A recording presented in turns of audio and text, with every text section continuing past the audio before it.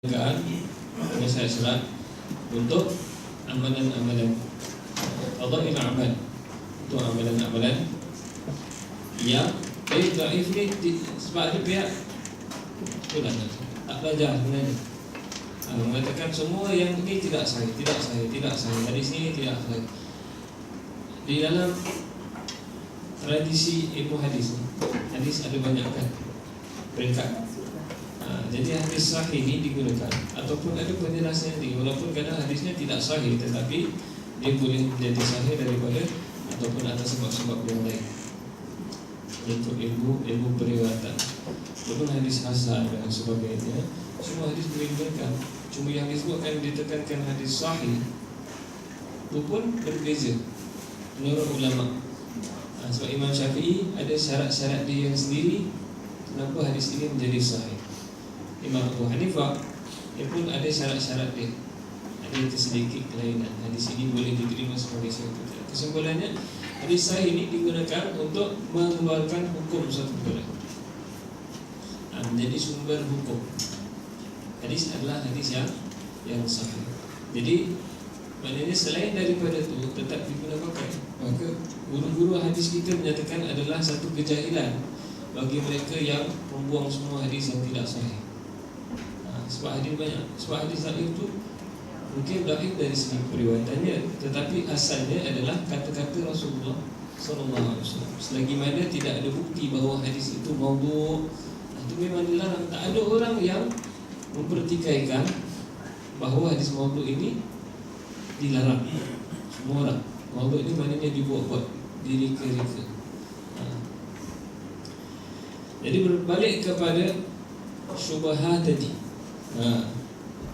Jadi syubhat ini sejauh mana kita mampu untuk menjauhkannya, kita menjauhkannya. Tetapi ini memerlukan kepada kekuatan, kepada keimanan yang kukuh. Tidak semua orang mampu mempunyai warak yang tinggi. Kerana warak yang tinggi ini memerlukan untuk seseorang itu mengorbankan keinginan dan kemahuannya, keinginan nafsunya, makan kat luar, tengok tak ada halal.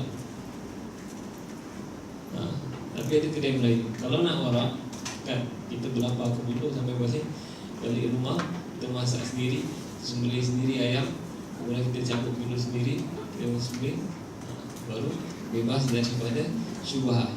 Ayam kita pilih sendiri. Tapi kerana memang zaman sekarang tak boleh lah 100%. Dan level para salihin zaman dulu adalah terlalu tinggi. Bukan terlalu tinggi, sebenarnya kita ini terlalu lemah nak follow standard. Tapi memang dah semula jadilah. Rasulullah SAW kata generasi yang paling baik adalah Rasulullah, generasi yang seterusnya, maknanya yang seterusnya akan makin lemah. Sampailah kita ni dah akhir zaman paling lemah. Maka sebahagian contoh para salihin dulu dari segi warak, hatta di dalam mereka nak memilih guru, menyebutkan seseorang itu sebagai guru. Ada dikisahkan apabila seorang murid itu yang tertentu, tapi ini murid dia pun ada ilmu jugalah, nak mengambil seseorang itu sebagai guru, dia duduk dulu, dia perhatikan adakah guru ini layak menjadi guru. Tapi yang murid ni bukan orang sembarang lah. Ini dah ada ilmu, bukan macam kita yang tak ada ilmu ni, pandai-pandai kita nak nilai guru ni betul tak betul. Nak menilai guru ini betul, kalau dia memang jelas-jelas orang yang fasik, melakukan perkara yang haram, jelas-jelas ini memanglah jelas. Tapi selain daripada itu kan, jadi dia memperhatikan orang ini adakah layak dia digelarkan sebagai seorang guru. Maka pada satu ketika dia melihat orang ini keluar daripada ataupun dia berjalan di satu tempat dan dia berludah. Jadi masalahnya kat mana? Dia katakan kerana dia berludah ke arah kiblat. Maka kerana perkara itu, kata orang ini tak boleh pakai, kerana dia tidak sentiasa menjaga arah kiblat dan tidak menjaga adabnya dengan Allah Subhanahu Wa Taala. Kerana kiblat itu tempat kita mengarah sujud. Jadi dia ludah ke arah kiblat itu seolah-olah melakukan perkara yang beda. Boleh tak kita follow standard yang macam ni? Bukan ada orang kata ini terlalu nilai Islam terlalu ekstrim. Tidak, ini warak. ekstrim tu bunuh orang. Itu baru ekstrim. Ya, ada orang di rumahnya tak ada TV, dikatakan ekstrim. Tidak, itu warak. Itu kesalahan sebab orang tak mampu. Ya, tak mampu untuk tak ada internet. Cuba. Ya, seperti yang muda kan, satu hari off mobile data. Boleh hidup tak? Cuma tidak boleh dielakkan. Atau dia memerlukan kepada orang pergi duduk kat padang pasir, semua boleh menentang sendiri apa semua, baru bebas syubhat. Ya, maksudnya kita buka TV kerana syubhat. Ada yang mengatakan syubhat dibolehkan, tapi kita lihat yang seolah-olah tidak bersalah bagi kita lelaki, kita buka drama. Drama tu adakah semua lelaki yang, ataupun ada perempuan yang menutup aurat pakai tudung? Atas hukum ya, melihat kepada seseorang wanita hatta yang memakai tudung sekalipun adalah perkara yang dicegah. Dan lagi untuk melihat kepada ini semua orang, ini perkara yang Allahu Akbar ya. Macam-macam buku itu tak boleh sampai kepada apa yang disebutkan. Hatta baca nak khabar sekalipun buka ya, hatta tengok berita sekalipun, kalau penyampai ini seorang wanita yang tidak mentaurat. Jadi Allah, semoga Allah SWT membantu kita.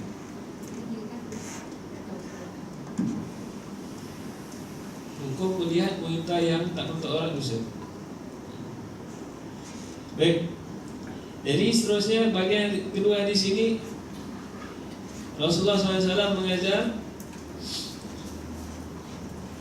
cara ataupun sebab ataupun bagaimana nak mencapai. Yang pertama dan berkaitan, Rasul kata ala wa inna fil jasadi mudghah, ya, iaitu ketahuilah bahawa di dalam badan kita ada seketul daging yang khas. Idza salahat, kalau dia betul, kalau dia sihat, maka baiklah badan seluruhnya. Idza fasadat, dan apabila dia rosak, maka fasadan jasadun kulluh, iaitu seluruh badannya adalah akan rosak. Ala wahya qalbu, ketahuilah bahawa yang disebutkan itu adalah hati kita.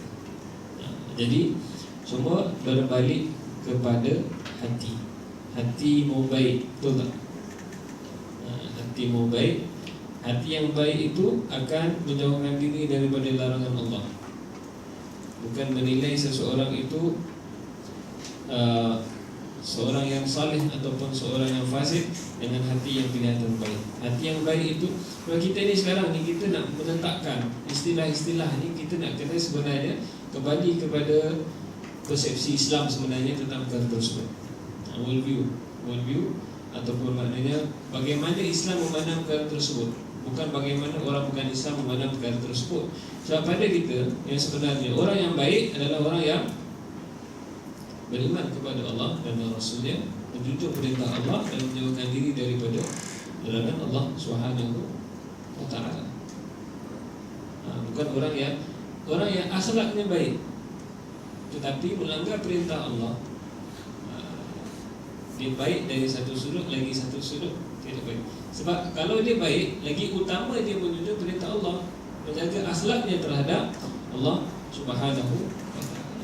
Dan ini bukan saya mengatakan, dan bukan pandangan yang ekstrim. Sebab di dalam kitab fikih ataupun pandangan ulama kita, fasik ya, fasik ni maknanya orang yang sentiasa melakukan dosa-dosa yang kecil ataupun sentiasa berdosa.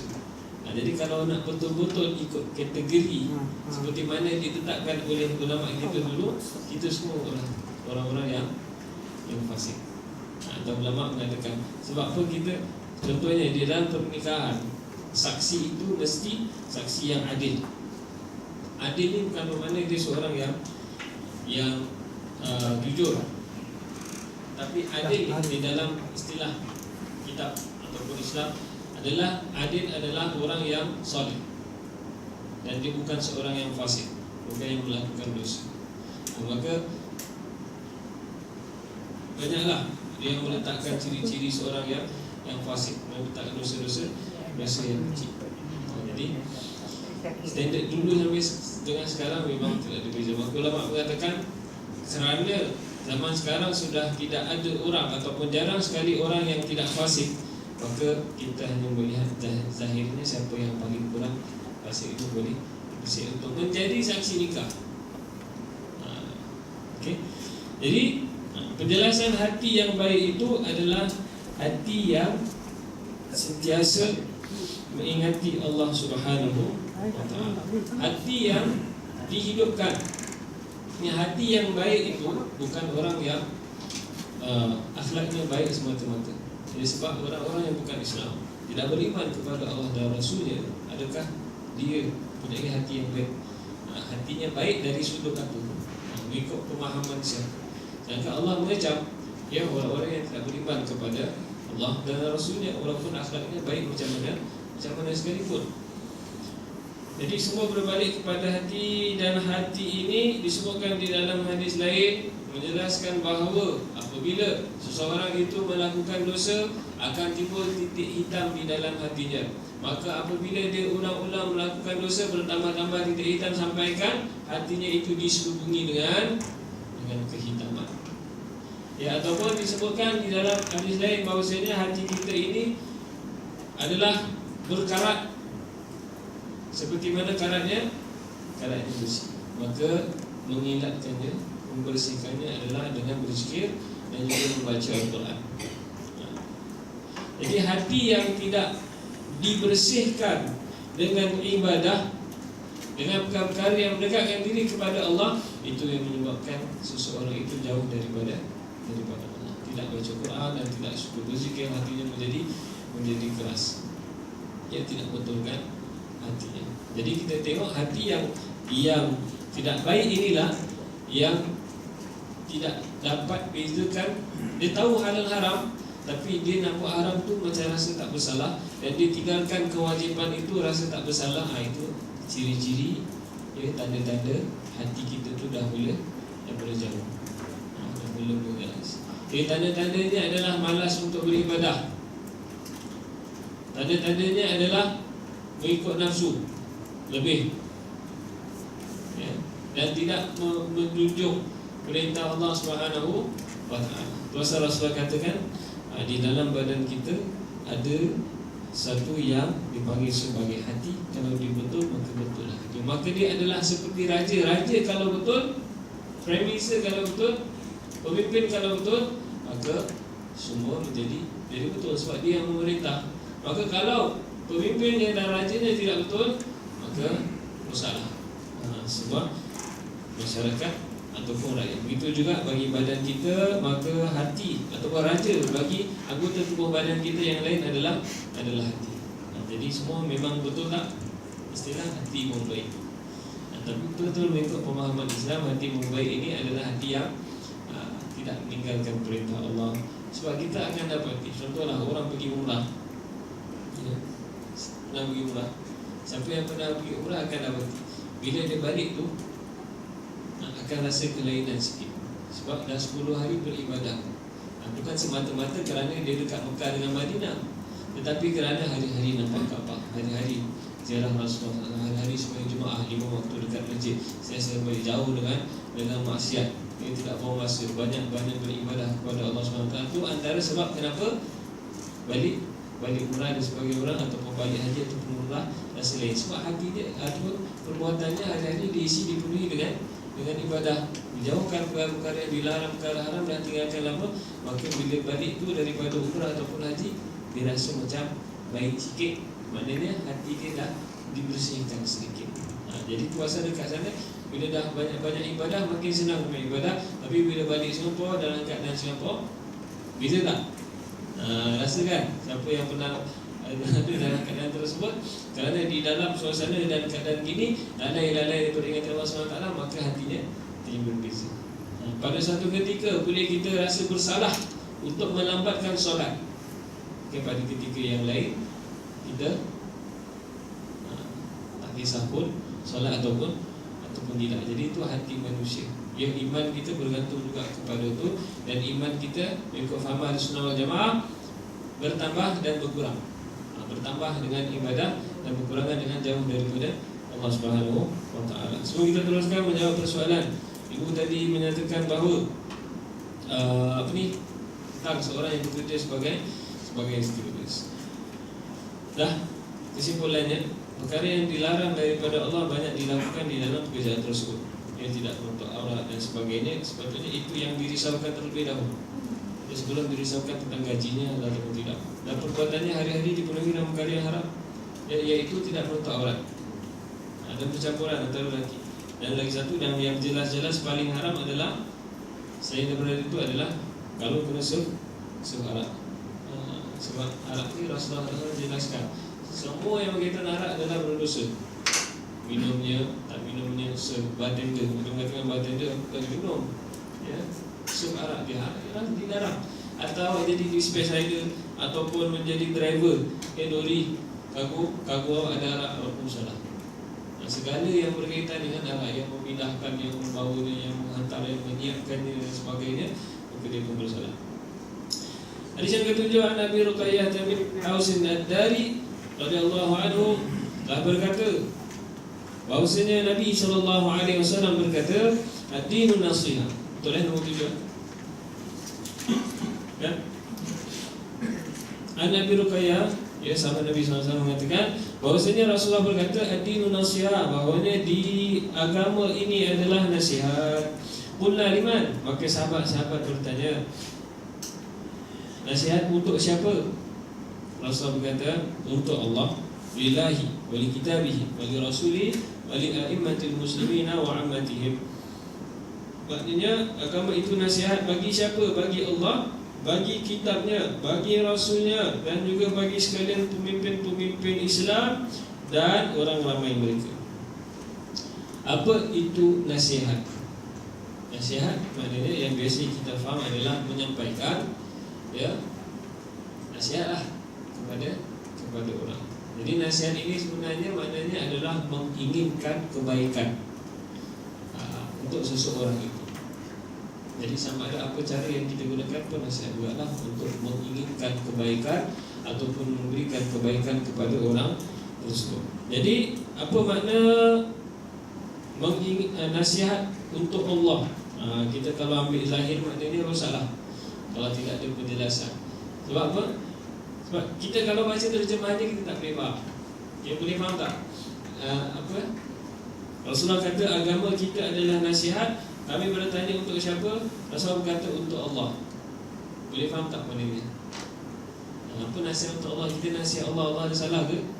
Allah doa, kita nasihat Allah. Ya Allah, tak sepatutnya, ya Allah, tidak ada ma'ulil hasyalillah, ya Allah, tidak ada kesalahan. Ya, kesalahan ialah kita.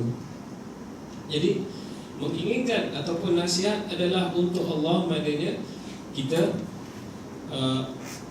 ingin menjadi baik untuk Allah, dan Allah tidak memerlukan kita sama ada Allah dan sebagainya, tapi menjadi satu yang dituntut kepada kita untuk melakukan perintah Allah dan juga menyampaikan tentang Islam dan sebagainya. Itu antara makna menasihat untuk Allah. Mengingat nasihat itu sama ada nasihat ini kebaikan. Jadi kalau kita menginginkan kebaikan untuk Allah, maknanya kita menjadi hamba yang taat perintah Allah Subhanahu Wa Taala dan menyampaikan juga Islam kepada orang-orang yang lain. Wali kita sama juga menginginkan kebaikan untuk Quran. Bukan Quran ini memerlukan untuk diperbaiki, tidak, tetapi kita membacanya, menyampaikan isi kandungannya, mengajar orang, dia mengaji dan sebagainya, menginginkan kebaikan untuknya. Menginginkan kebaikan untuk Rasulullah SAW sama juga taat perintah Rasulullah SAW, memahami ajaran Rasulullah SAW, mengamalkannya dan menyampaikan semuanya kepada ahli keluarga kita. Wali a'immatil muslimin, dan juga bagi sekalian kaum imam-imam, kaum muslimin, dan bagi orang ramai. Ini baru kita boleh maksudkan sebagai menyampaikan nasihat untuk mereka. Maksudnya kita inginkan kebaikan untuk mereka, maka kalau salah kita tegur, nasihatkan. Kalau baik, ya kita bantu ataupun melakukan perkara tersebut. Kesimpulannya, hadis yang ke-8 diriwayatkan daripada Ibnu Umar, iaitu anak kepada Sayyidina Umar bin Khattab radhiyallahu anhu, semoga Allah meridai akan mereka berdua. bahwasanya Rasulullah SAW telah berkata, umirtu an uqatilan nas hatta yashhadu an la ilaha illallah wa anna Muhammadar Rasulullah wa yuqimus salata wa yutuz zakata fa idza fa'alu dhalika 'asamu minni dima'ahum wa amwalahum ila bihaqil Islam wa hisabuhum 'ala Allah Ta'ala. Rawahul Bukhari wa Muslim. Ya. Maknanya apa? Inilah hadis kalau kita mengambil salah satu daripada hadis yang menyesatkan kalau kita ambil secara zahir. Hadis ini kata apa? Aku diperintahkan untuk memerangi manusia sehinggalah mereka ucapkan la ilaha illallah. Rasulullah tak buat gini pun. Wa anna Muhammadar Rasulullah, dan bahwasanya Nabi Muhammad SAW itu adalah pesuruh Allah, dan sehingga mereka mendirikan salat dan menunaikan zakat. Maka apabila mereka melakukan perkara tersebut, maka darah mereka dan harta mereka adalah selamat kecuali dengan hak Islam, dan wa hisabuhum Allah, perhitungan mereka ke atas Allah Subhanahu wa Ta'ala. Boleh kita ambil hadis ni zahirnya. Aku diperintahkan untuk memerangi manusia. Kalimah uqatilun nas, ya, uqatilan nas ni maknanya untuk membunuh manusia. Qatil, memerangi, dan dasar maknanya membunuh. Qatala maknanya membunuh. Boleh tak kita katakan aku diperintah untuk membunuh manusia, melainkan mereka mengatakan la ilaha illallah Muhammadur Rasulullah. Ini teroris punya kerja lah. Dia ambil ayat-ayat ataupun perkara yang datang di dalam nas ataupun teks dan mendatangkan kefahaman sendiri. Sebab apa? Dijelaskan di sini juga untuk menjelaskan Quran Sunnah. Setiap yang fahaman yang kita keluarkan daripada Quran Sunnah itu adalah mazhab. Sebab ada yang mengatakan kita tak perlu kepada mazhab, kita dah ada Quran Sunnah, kita ambil terus. Tidak, itu pemahaman yang salah. Setiap yang kita ambil, contoh, kalau diambil daripada hadis ini boleh bunuh manusia sehingga mereka melafalkan dua kalimat syahadah, maka itu mazhab. Sebab dia dah datang kefahaman dia sendiri, maka itu mazhab dia. Maknanya pemahaman bagi sesuatu nas ataupun teks. So tidak ada maksudnya dan tidak benar yang mengatakan semua Quran Sunnah kita tak payah ikut mazhab. Jadi hadis tersebut menerangkan bahawa Rasulullah SAW bersabda, aku diperintahkan supaya memerangi manusia. Jadi manusia yang diperangi itu bukanlah semua manusia, tetapi penyembah berhala yang sudah nyata permusuhan mereka. Disebutkan di dalam syarah buku ini, bukanlah maksud perintah ini untuk memerangi orang-orang kafir jika mereka tidak mau bersyahadah, bersembahyang, berzakat.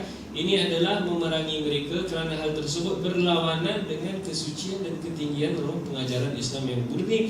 Jadi Rasulullah SAW memerangi penyembah berhala yang memusuhi secara terbuka kepada Islam, dan peperangan itu hendaklah diteruskan terhadap mereka.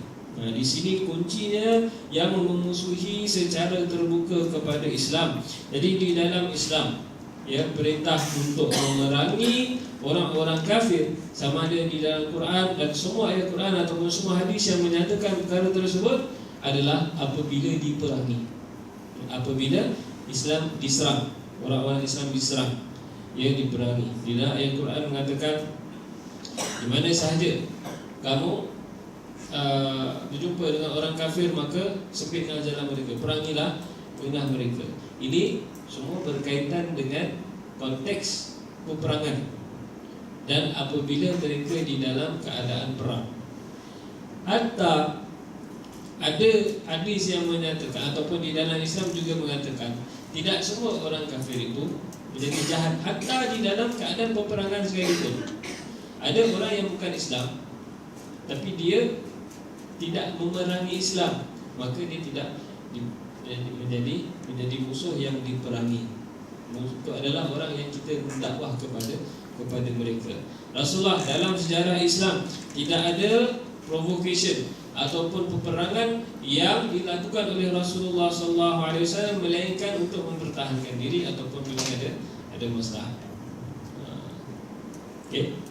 Jadi di dalam Islam secara umumnya darah dan harta manusia adalah satu perkara yang dimuliakan. Kita tak boleh suka-suka ambil harta orang bukan Islam dan kita kata kita ambil ni kerana dia tidak melafazkan la ilaha illallah Muhammadur Rasulullah. Mencuri tetap mencuri, dosa tetap dosa walaupun kita curi daripada orang Islam ataupun orang bukan Islam. Apa lagi untuk membunuh? Jadi Islam nyata dan jelas. Dia perkara membunuh orang kafir ini adalah sesuatu yang hadis-hadis seperti ini memerlukan kepada konteks, seperti mana semua hadis-hadis yang lain memerlukan kepada memahami konteks. Mana kita sebutkan ini satu hadis, kita tak boleh ambil pemahamannya semata-mata daripada makna atau terjemahan. Barangkali terjemahannya pun tidak betul, dan untuk memahaminya memerlukan kepada ilmu yang tinggi, dan untuk mengeluarkan hukum daripadanya memerlukan kepada ulama yang punya ilmu yang sangat-sangat mendalam. Hadis yang ke-9.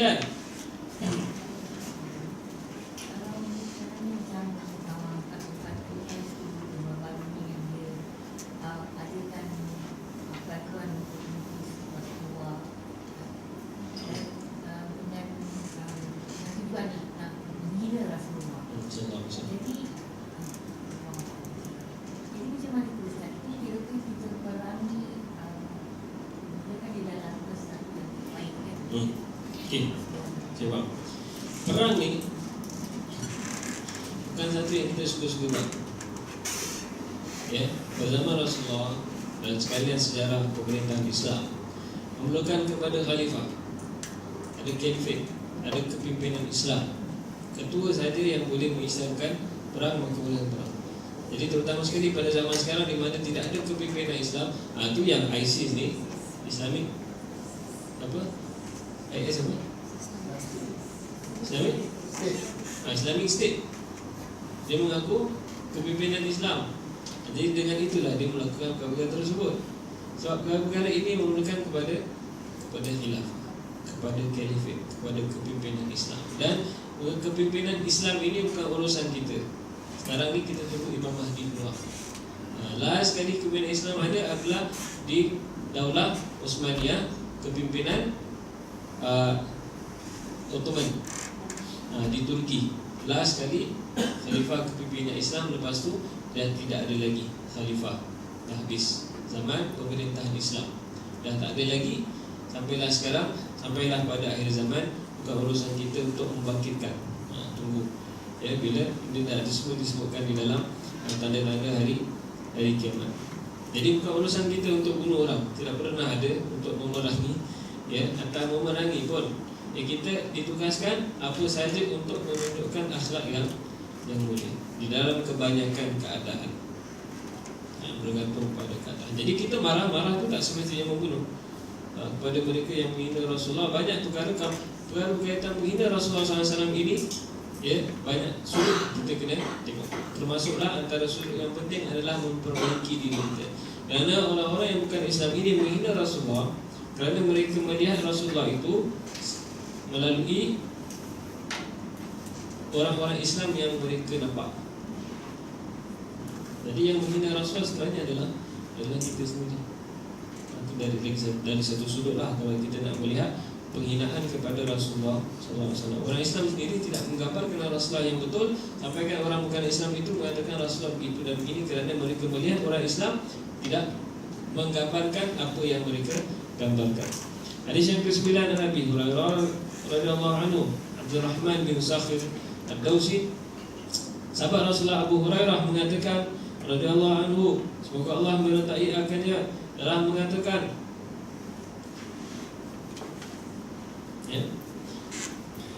ma nahitukum anhu fajtanibuhu wa ma amartukum bihi fa'tu minhu mastata'tum fa innama ahlaka alladhina min qablikum kathratu masailihim wa khilafihim ala anbiya'ihim. Maksudnya,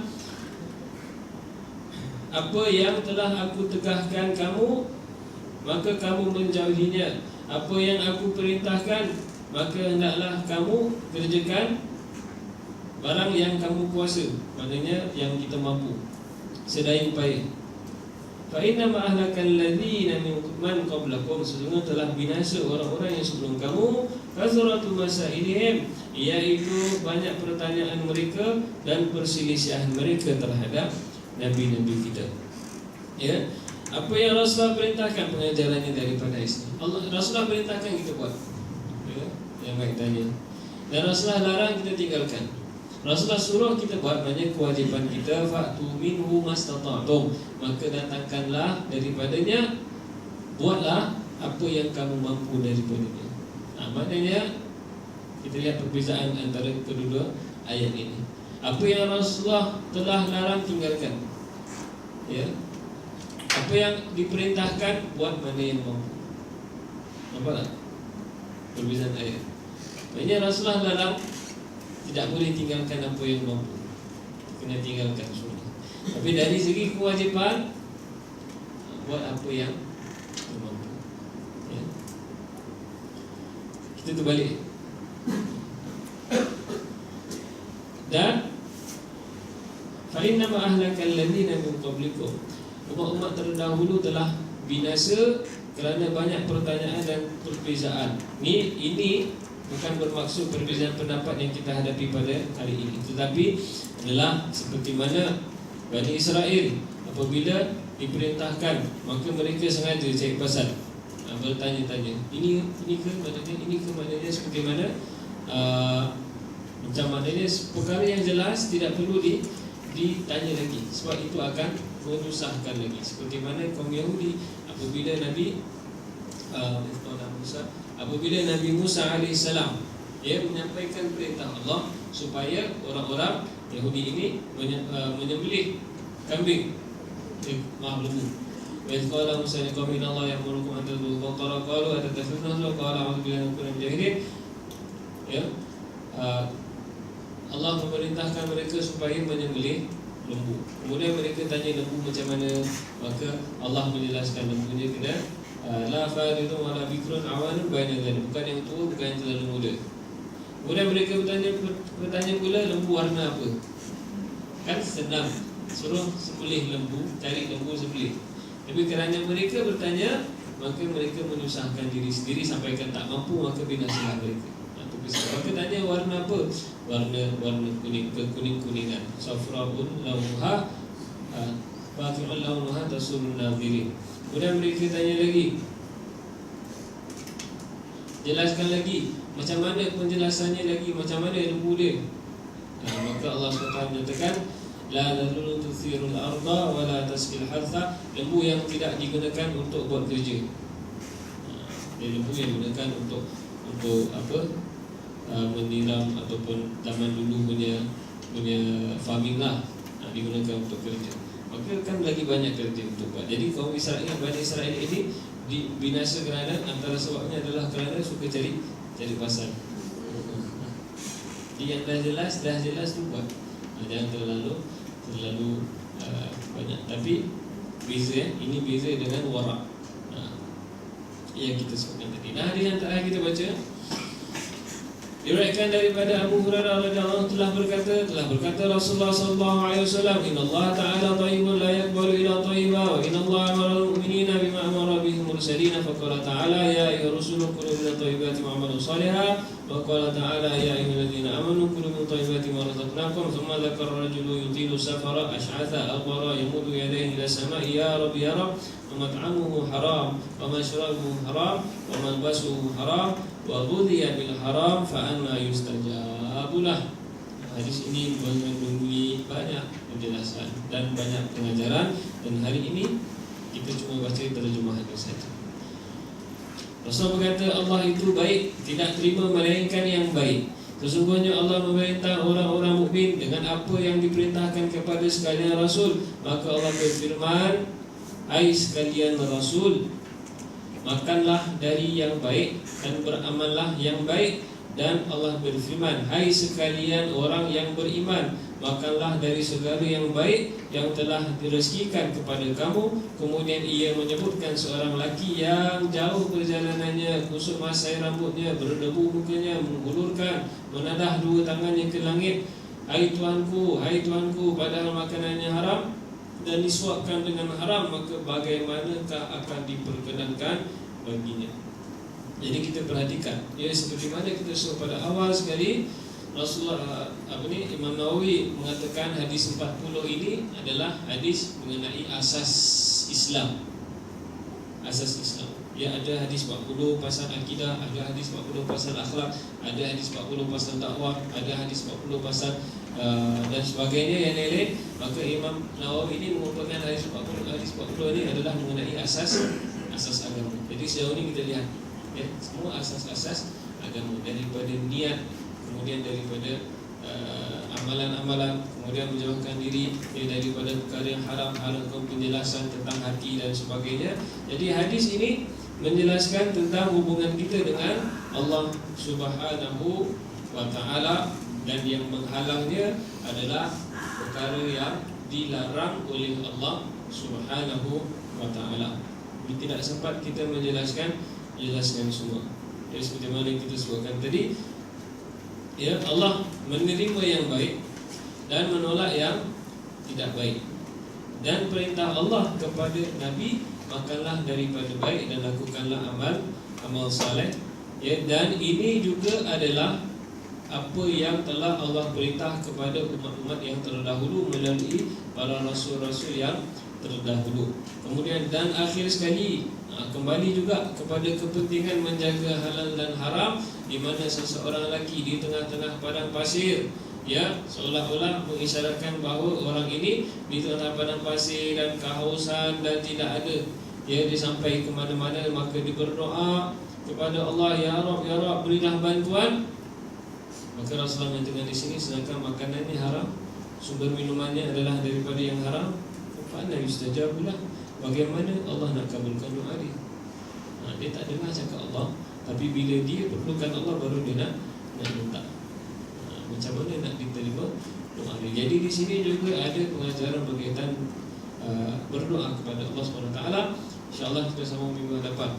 Dia telah diberi peringatan untuk selesaikan sebelum 9.30. Jadi insyaAllah kita baiklah. InsyaAllah pada umum kita duduk pada minggu depan.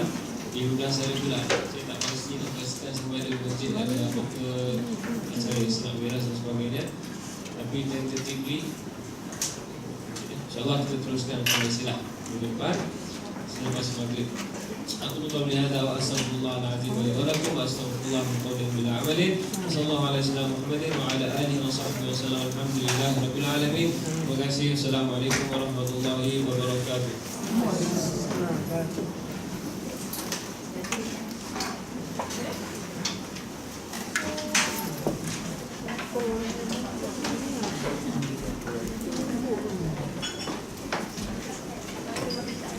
Kenapa tak masuk? Belakang. You are the Nala dan yang depan.